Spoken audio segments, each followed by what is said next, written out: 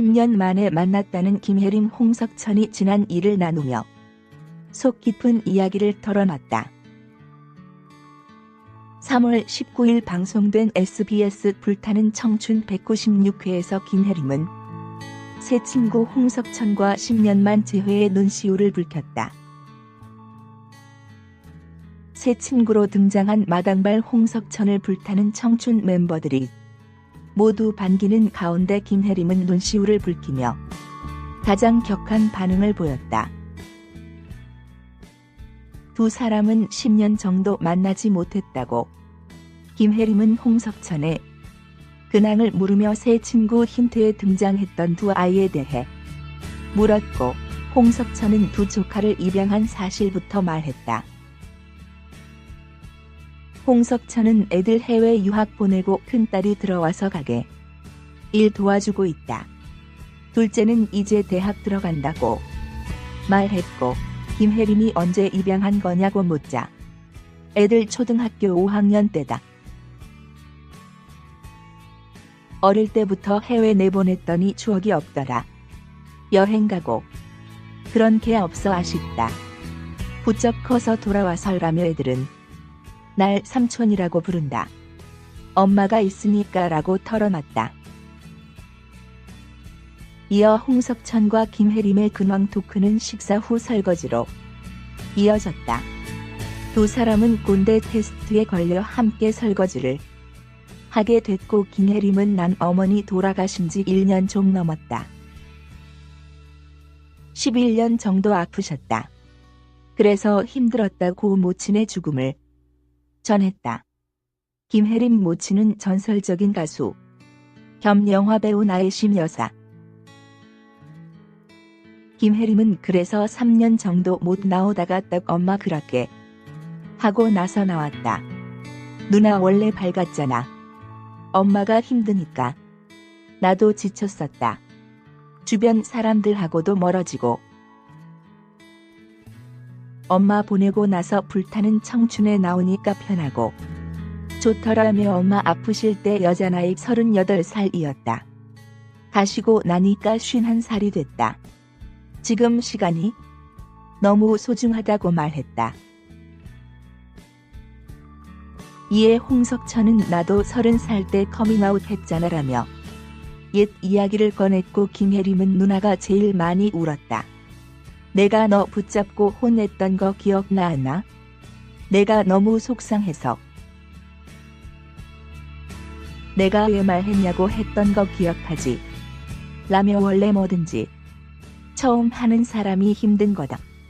이제 세상이 많이 바뀌어서라고 당시를 회상했다. 홍석천은 그것 때문에 내가 산 거다며 그런데 아직도 힘들다. 사람들이 내가 괜찮을 거라고 생각하나 봐라고 말했고, 김혜림은 아니지, 힘들지라며 공감 위로했다. 홍석천은 김혜림과 설거지 토크에 대해 기분이 약간 이산가족 상봉 같은 느낌이었다. 옛날 어슴푸레하게 남은 기억들을 끄집어내 서로 확인해가는 시간이 편했던 것 같다고 자평했다. 각자의 상처를 고백하며 함께 하지 못한 시간마저 공유하는 김혜림 홍석천의 모습이 뭉클함을 자아낸 대목. 오랜만에 만나도 어제 만난 듯 따뜻한 마음을 나누는 이들의 모습이 애틋하게 그려졌다. 이후 홍석천은 김부용과 함께 장을 봐온 뒤 요리 대결을 벌여 주민들의 시식평가를 받는 모습으로 다음 방송에 기대감을 더했다. 20일 닐슨 코리아에 따르면 지난 19일 방송된 SBS 불타는 청춘은 8.4%, 수도권 가구 시청률 2부 기준 분당 최고, 시청률 9.1%, 2049 타깃 시청률 3.2%로 동시간대 1위는 물론 화요일에는 1위를 기록했다. 거의 요리가 다 되어가는 순간 송은이와 김광규의 진행으로 홍성 특집 위장을 부탁해 생중계 인터뷰 장면에서는 순간 9.1%까지 최고 시청률이 치솟으며 시선을 집중시켰다.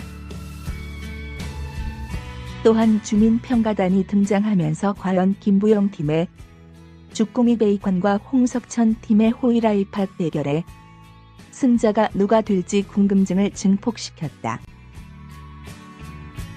1988년 KBS 젊음의 행진으로 얼굴을 알린 김혜림은 서울예술대학 연극과 출신으로 1968년생이다. 그는 1989년에 DDD를 발표하며 가요계에 데뷔했고 스타덤에 올랐다. 이후 MBC 열대 가수 가요제에서 신인상을 받는 등 인기와 실력을 입증하기도 했다.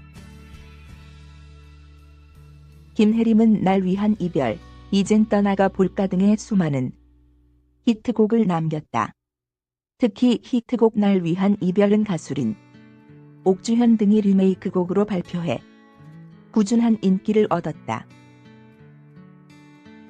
잠시 활동을 중단했던 김혜림은 트로트 가수로 다시 가요계에 돌아와 주목을 받았다. 한편 김혜림은 이날 방송에서 홍석천과 10년 만에 재회하며 반가움에 눈물을 흘려 눈길을 끌었다. 김혜림은 홍석천이 30세에 커밍아웃 했던 것을 떠올리며 그때 내가 제일 많이 울었던 거 기억 안 나냐?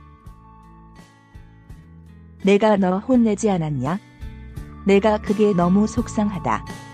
내가 너한테 왜 말했냐고 했던 거 기억나냐며 미안한 마음을 드러냈다.